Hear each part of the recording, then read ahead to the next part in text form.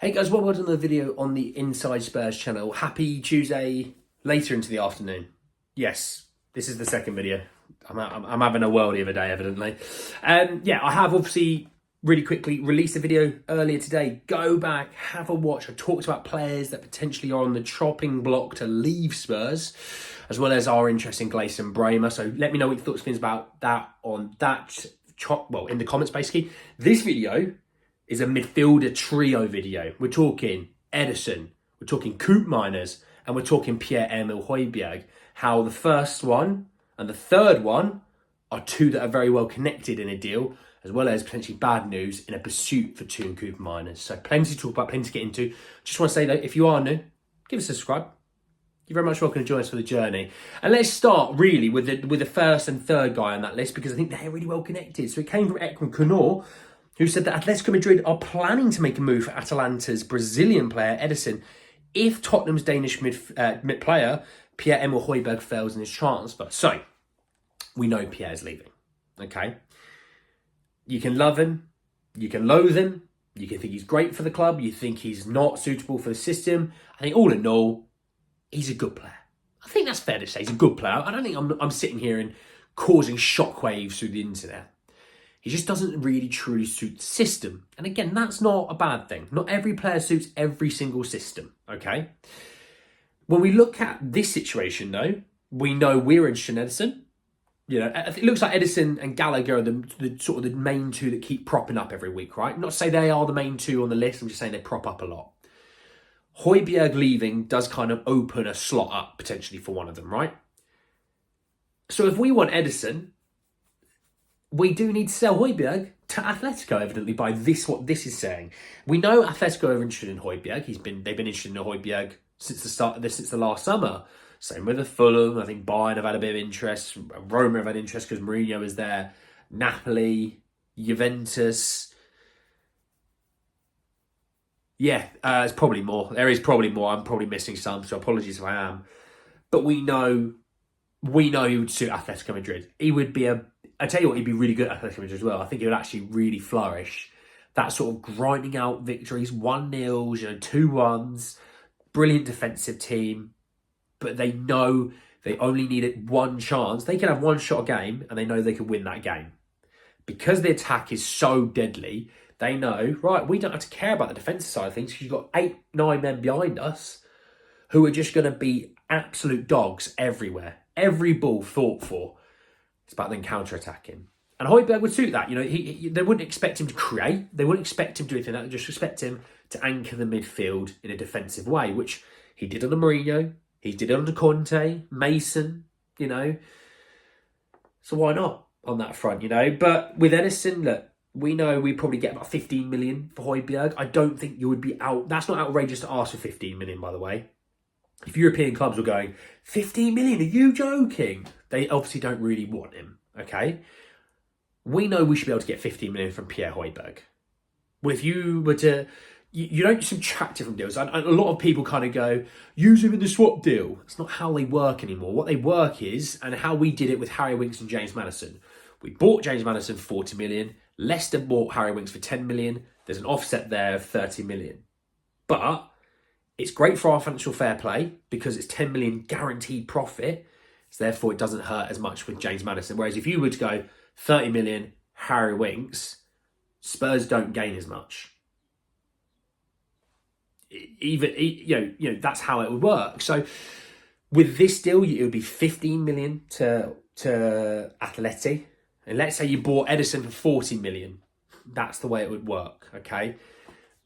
But on Ederson, look, it'll be interesting to see if they go the Gallagher or Ederson route. I watched Gallagher for England.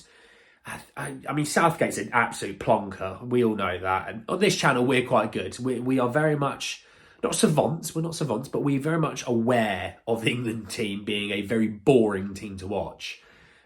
He seems to suck out all the great talent of a player to make them average when they go to England. You know, I'm not even talking like the worst players in the squad. I'm talking players like he made Jude Bellingham look.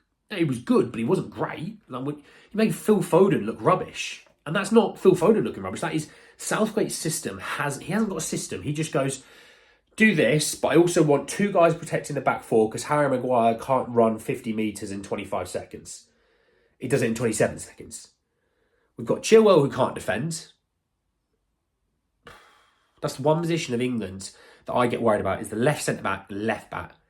Because Maguire's not quick enough to defend in space and Chilwell can't defend. He looked all right defensively, but then offensively he was...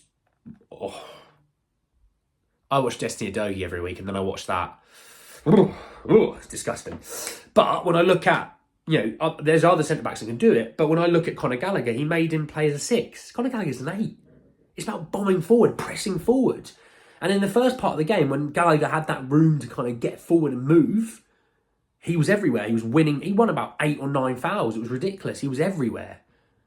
And he's trying to play him as a 6. He's not a 6. That's why if we bought him, he wouldn't be a 6. If we bought an Ederson, I wouldn't want him as a 6. I'd want him as an 8. I want him to get forward. Speaking of another guy who could be an 8 is teun Koopmeiners. And this is potentially bad news for all purchasing clubs, bar one, obviously. So it came from Team Talk through a report through Gazzetta dello Sport, who said that a report by Gazzetta dello Sport, however, has claimed that Juventus are poised to hijack a deal after agreeing personal terms, including a salary of 4.5 million euros per year, with Koopmeiners after the player has instructed his agent, Bart Baving, what a name, to strike a deal with the old lady. The old lady is the nickname for Juventus, by the way, in case it's not just some neighbour downstairs who's the old lady. Look, I take that with a pinch of salt because Atalanta are probably going to want 50 odd million for Koopmeiners. Do Juventus truly have that money with financial fair play? I don't think they do. I don't think they do. So that would be a deal where it's like, we're going to give you 25 and then we're going to give you like 25 add-ons. Whereas if it was Liverpool, Spurs, Man United, and they went, we want 50 million, they'd go, all right, where do I send it? Well, maybe not Spurs. Spurs would go, 50 million, how about 15? How's that sound? But look, it'd be interesting if that could be a really big domino in the midfielder market. Because if let's say he did go to Juventus, let's take that report as that report. He goes to Juventus, he's an Atalanta midfielder. Does that stop them selling Ederson? Because they go, we don't want to lose 2. We'll lose 1, we don't want to lose 2. And Koopmeiners out of the 2 of them does look more likely to leave. Which then does that go, Spurs go, well, we can't get Ederson, but we'll get Gallagher. And that's the dominoes is what I'm trying to make you think about. I'm not saying that's what they go. Maybe they go somewhere completely different. Maybe it's nobody of those. Maybe it's me. They're getting me in the midfield. They don't do that. I can't play the 8 role. I can't even play Vicario's role in terms of his cardio for movement. I can't even be the water boy. I'm so out of shape like that, But with the midfield role, if Koopmeiners does prevent Atalanta then looking to sell Ederson as well, obviously they'd sell them both, they'd get about 100 million. But maybe they go, actually, we'll hold on to Ederson for another year, we'll sell him in the year following. Then Spurs, I think, would have their hands full, so maybe it is Gallagher they go for, which, look, Gallagher's still a good player. I like Gallagher. I'm just saying it's nice to have those options of who you truly want instead of kind of going, well, we can't get those 2. He's gone somewhere. They're not selling him. He's the only one left, We'll see. But anyway, guys, the end of the video. Hope you enjoyed it. But drop a like on the video if you did. Hit me in the comment section your thoughts and views about that Koopmeiners to Juventus kind of deal. What's going on with that? As well as the Atletico Madrid pursuing Højbjerg, but if not, then Ederson from Atalanta. What are your thoughts and feelings about both those things? Obviously, subscribe to the channel if you're new and hit the bell notification for more. But anyway, guys, at the end of the video, and I will see you all very, very soon. Take care, guys.